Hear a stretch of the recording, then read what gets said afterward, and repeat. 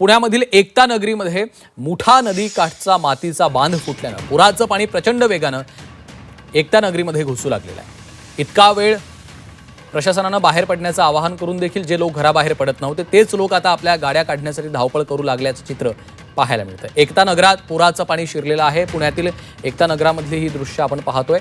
एकता नगरात मुठा नदीच्या काठचा मातीचा बांध फुटलेला आहे, त्यामुळे पुराचं पाणी प्रचंड वेगानं एकता नगरामध्ये घुसू लागलेला आहे। इतका वेळ प्रशासनानं बाहेर पडण्याचं आवाहन करून देखील जे लोक घराबाहेर पडत नव्हते तेच लोक आता आपल्या गाड्या काढण्यासाठी धावपळ करताना पाहायला मिळत आहेत। तर खडकवासला धरणामधून 45,000 क्युसेकनं एकीकडे विसर्ग सुरू झालेला आहे, तर दुसरीकडे पुण्यातील एकता नगरात आपण पाहतोय मुठा नदीचा काठचा मातीचा बांध फुटलेला आहे, त्यामुळे पुराचं पाणी हे प्रचंड वेगानं आता लोकांच्या घरामध्ये शिरताना आपल्याला पाहायला मिळतं आहे। त्यामुळे अनेकांच्या घरांमध्ये आता पाणी शिरलेलं आहे, लोकांची धावपळ देखील सुरू झालेली आहे। आणि थेट जाऊयात पुण्यामधून आमचे प्रतिनिधी चंद्रकांत फुंदे सध्या आपल्यासोबत जोडले गेलेले आहेत। चंद्रकांत, आपण पाहतो एकता नगरामध्ये आता सर्वत्र आपल्याला पाणी साचल्याचे दृश्य पाहायला मिळतात, लोकांच्या घरामध्ये पाणी शिरलेलं आहे, काय सध्याची परिस्थिती आहे? होय, लोकांच्या घरामध्ये नाही तर पण पार्किंग मध्ये आणि दुकानामध्ये सगळं पाणी शिरलेलं आहे। मी कॅमेरावर नितीनला सांगेल, हे अशा पद्धतीने आता सगळे ही अख्खी जी गल्ली आहे ही सगळी अख्खी पुराच्या पाण्याने वेढलेली आहे। समोरही अगदी वरपर्यंत पाणी गेलेलं आहे।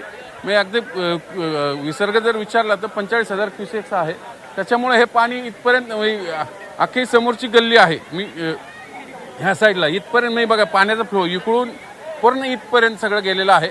खरं तर पाणी एवढं येणं अपेक्षित नव्हतं, पण अचानक आज विसर्ग वाढवला। रात्री 2 वाजता हे बघा गाड्या कशा लोक पद्धतीने काढतायत, हे सगळ्या गाड्या बंद पडल्यात। आता लोकांचे असे हाल सुरू आहेत। हे सगळ्या पद्धतीनं हे सगळे त्रेधा तिरपट ज्याला आपण म्हणतो ही सगळी लोकांची सुरू आहे।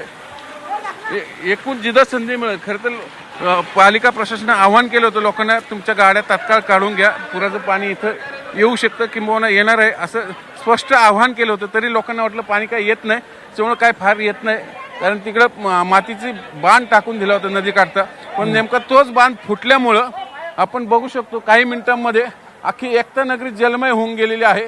खरं तर गेल्या 2-3 वर्षापासून हा इकडला पुराचा फिनोमेनन सुरू झाला असं म्हटलं तर वावगं ठरणार नाही, कारण यापूर्वी एक पाठीमागं भिंत होती नदी पात्रात, हे पुराचं पाणी इकडे लागू नये। मुळात ही सगळी घरं आहेत हीच नदी पात्रातली आहेत असा एक आरोप होतो। त्या काळात गावठाणात बांधलेले, नंतर पालिकेच्या हद्दीत आले हे सगळं, आणि या सगळ्या 9-10 बिल्डिंग ज्या आहेत याच्या पुनर्रचनेसाठी बरेचसे प्रयत्न झाले, पण तसं काही होऊ शकलं नाही। त्याच्यामुळे दरवर्षी पूर आला, साधारण 35,000 क्युसेकच्या पुढं विसर्ग सुरू झाला खडकवासल्यातनं की ह्या एकता नगरीत अशा पद्धतीने पाणी भरतं। आताही ह्याच एकता नगरीमध्ये हे सगळं पाणी आपल्याला भरलेलं बघायला मिळतं। सगळं चौबाजूने, मी नितीनला सांगेन कॅमेरा चौबाजून केलं तर सगळीकडे पाणीच पाणी सध्या आहे।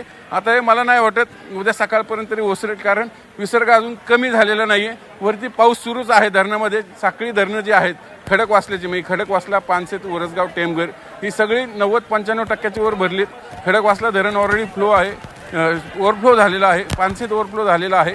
त्यामुळे जसा वरती पाऊस वाढेल तसा इकडला पुराचा विसर्ग मोठा नदीतला पाटबंधारे खात्याला वाढवावं लागणार आहे। त्याच्याचमुळं आज ही एकता नगरी पाण्याखाली गेली।